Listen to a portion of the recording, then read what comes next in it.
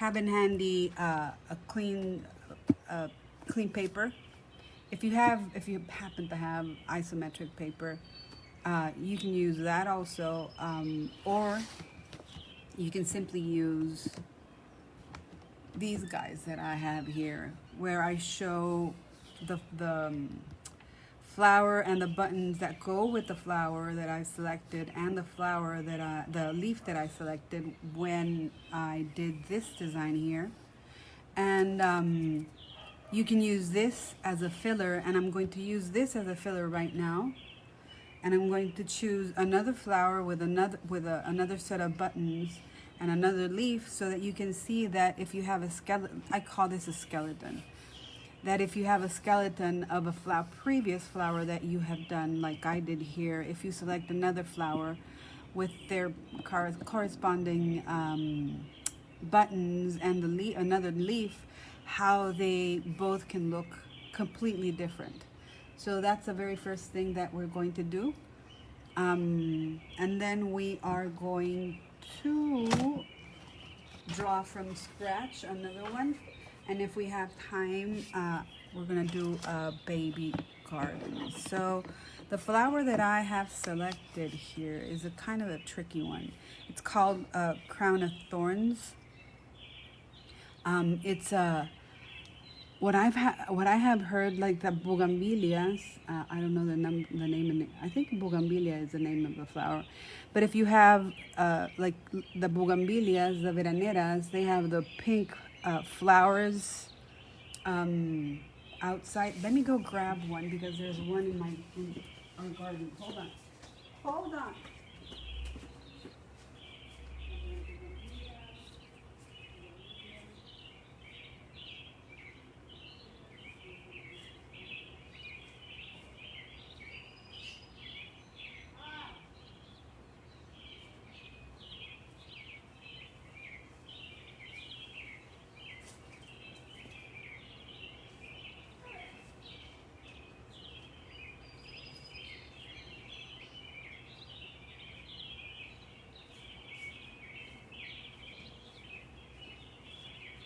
I found the bougainvillea. I didn't find it. They're not flowering the crown of thorns, but I learned that if you have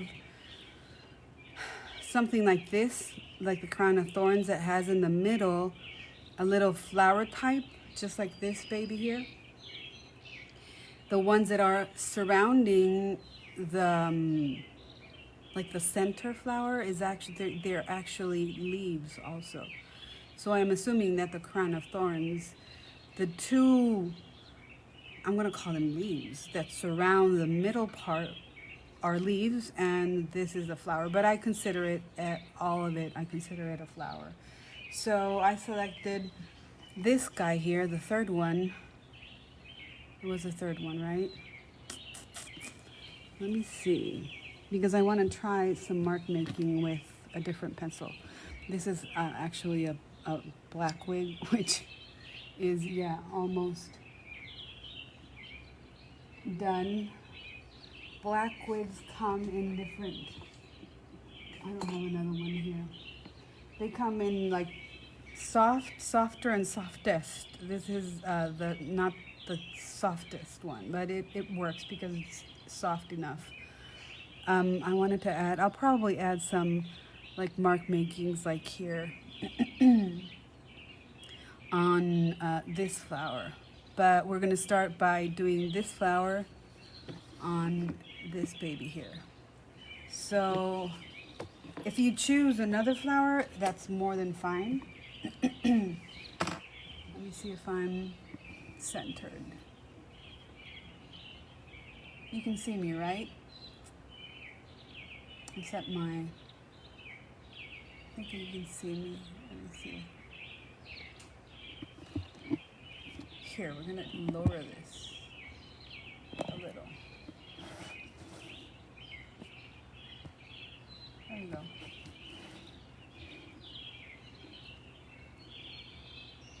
So I'm choosing, again, this version of the crown of thorns with the this button here. just because that's a little too complex, because I only have 2 spaces for buttons here. So now we begin. So we have the center, and this is a 2 petal flower with a flower in the middle. So the first thing that I do is I divide this. Oh, you know what? Let me see if I can set the focus. Well, I don't know if I can set the focus. But anyway, let's start. Let me see if I can zoom in a little bit.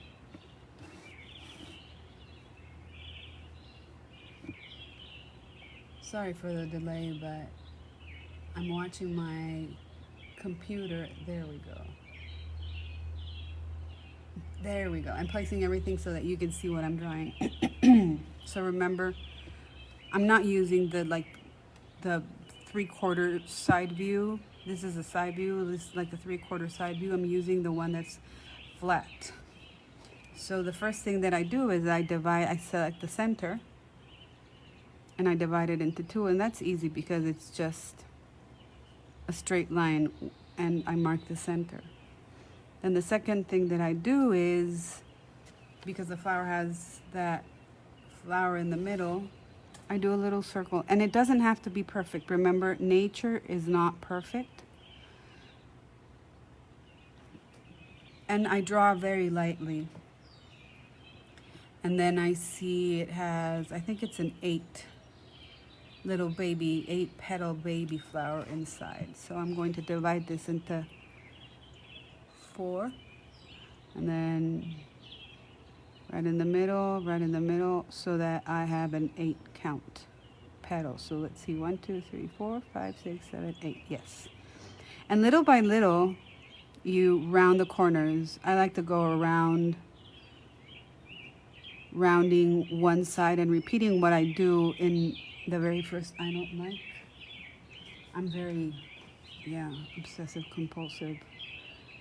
That was too thin, so, still too thin.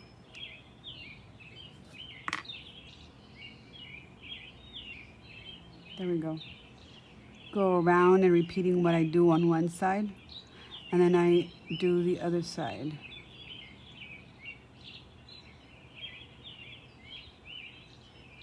And remember, this is a sketch. Then you go on and prime it. So that's the center. I hope you can see it.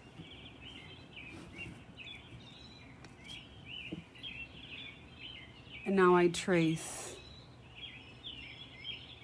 a little harder the the petals. Super simple. And like a student of mine said, I don't know if she's the one from Panama, that it's very therapeutic. It's like doing little mandalas. Little mandalas. So there you have the center. And then the second part of the one that I did has a thick outer line. So I'm going to do the thick outer line. Again, this does not have to be perfect. The thickness can vary. Doesn't matter. Oh, and here I'm using, you can use a regular pencil and sharpen it, but I'm using this is a Rotring 0.3 or 3.5 millimeter. You can use any pencil. It doesn't have to be this one. It doesn't have to be a 0.3. I like the 0.3 because I work very small and it helps me with the details. And we're done with the center. Super quick, right? Then the next part is the main 2 leaves. This is a detail from the main 2 leaves. So the 2 leaves come from here,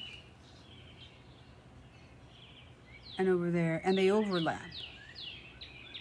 So I'm going to draw these like, I don't want to call, it's kind of an S if you look at from here.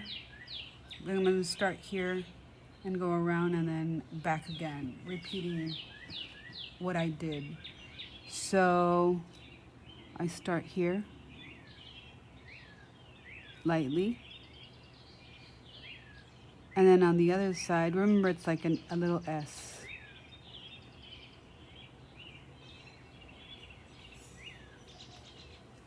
Let me do this one again.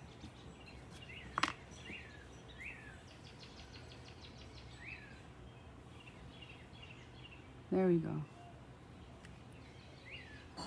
Is that enough? I guess so, yeah.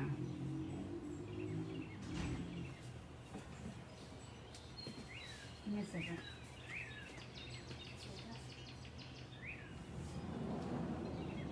I'm closing the door because we have visitors, but let's continue. The next thing that I do is, you know what? The S has to be a little bit wider. Not wider, but go overlap. There.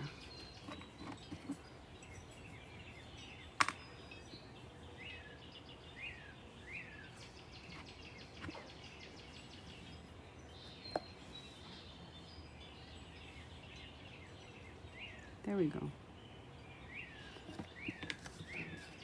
The next thing is I dip in here on the corners. Oop, where am I? Here. Dip in here. Do this part.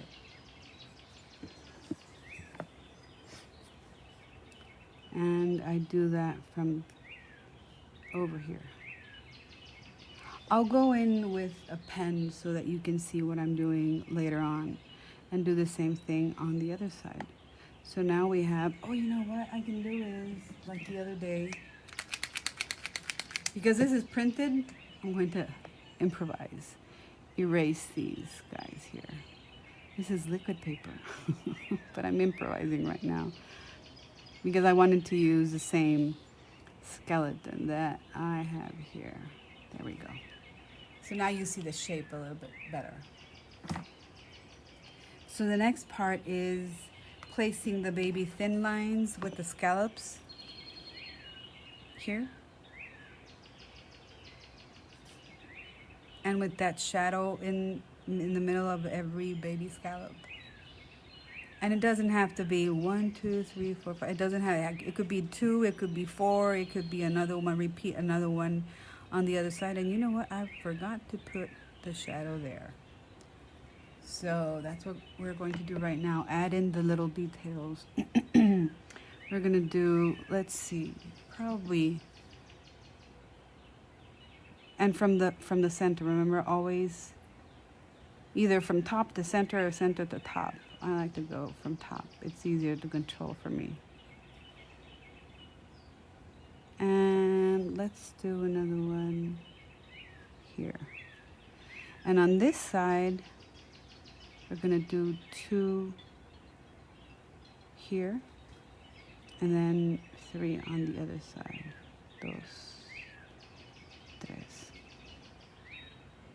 And then the scallops, you just do it like the little V.